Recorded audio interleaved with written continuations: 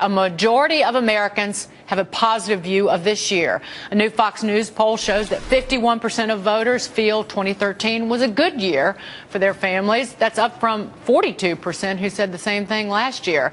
What to make of this and the new year? Matt Welch is here, editor-in-chief of Reason Magazine, co-host of The Independence. It airs on Fox Business Network at 9 p.m. Eastern Time, and Fox News contributor DeRoy Murdock. Gentlemen, good to see you. DeRoy, the economy is not so bad. It is better than it was a year ago, to the point that people are feeling better about their own personal situations. Yeah, the fundamentals of the economy definitely have improved over the last year. Unemployment was 7.8% a year ago. Today it's now down at 7. The growth rate was about 2.8. It's now at 4.1, and those kind of figures, hearing that on the news as opposed to hearing all about the fiscal cliff and all these sort of disasters in Washington, keeping us in suspense where we barely could keep our champagne chilled on New Year's Eve with all the worries of what might happen on January 1st. The absence of that and the presence of this good economic news, I think, have both left people feeling more optimistic than they did a year ago. Matt, we always blame Washington, but have people in this country gotten to the point they just don't give a flying, you know what, about what happens in D.C. as long as it doesn't directly impact their own personal situation? Well, if you look at these numbers, I mean, basically we have the same level of optimism in 2013 as we did in 2011. So it makes you wonder, you know, is it because they took the poll in December? Because last year all of the news was coming out of Washington. It was all fiscal cliff and government shutdown, and just seeing these people who are bumming you out on a daily basis. So that's what you're focused on, and so your poll numbers go down. You look at these things, I mean, people have a completely different idea of whether their own situation is going to be good, depending on whether they're Democrat or Republican or independent. I mean,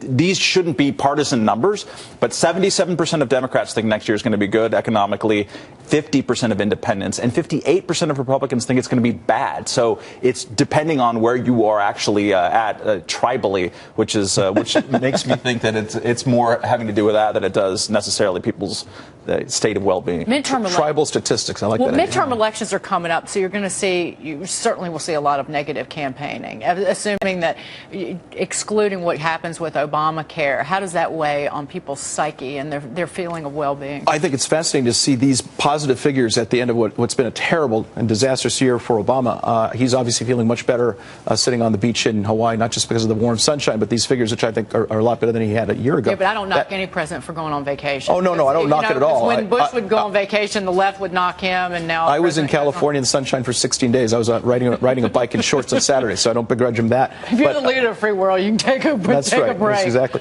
But in any case, I think that what will be fascinating a year from now or next November is if this good economic news gives the Democrats something positive to talk about and take to the polls versus Obamacare, which I think will continue to unravel, and we'll see negative unintended consequences. And maybe this gives them some bit of a bounce, which they certainly didn't look like they had even a month ago. But I think the good economic news is still pretty limited. I mean, we're still talking about Wall Street. Okay, that affects some people, but not all people. And the long-term labor force participation rate is still terrible. It's still worse this year than it has been since 1978. So a lot of people are feeling pain right now, and they're going to get all the Obamacare news and the sticker Don't shock. underestimate record stock market performance. I'm not. I'm just, people do look at their 401k statements, particularly at the end of the year. They're going to look right about now. Right, but it doesn't affect everybody out there, and it's going to affect consumer confidence positively, but only so much unless it starts actually coming up in employment figures. And we still don't have good employment figures, no matter if the unemployment number is down. Really quickly, biggest problem in the new year for your average American, what do you think is going to be?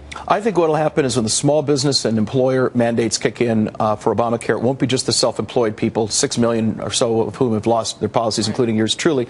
And you're going to have people at small companies and big companies losing their policies, and I think the madness will continue. It's looked pretty good the last week, but I think it's going to be hellacious as 2014 unfolds. Uncertainty writ large, Obamacare, other regulations, things people can't plan what they're doing in the future. That's a problem. Gentlemen, Happy New Year. Happy New Year. Roy and Matt, and congratulations on the new show. Thank you very much. Appreciate that. I've only caught a little bit of it. I've got some on the DVR. No, I got some on the DVR. I'm going to go and watch it on New Year's Day. Thank God for the DVR.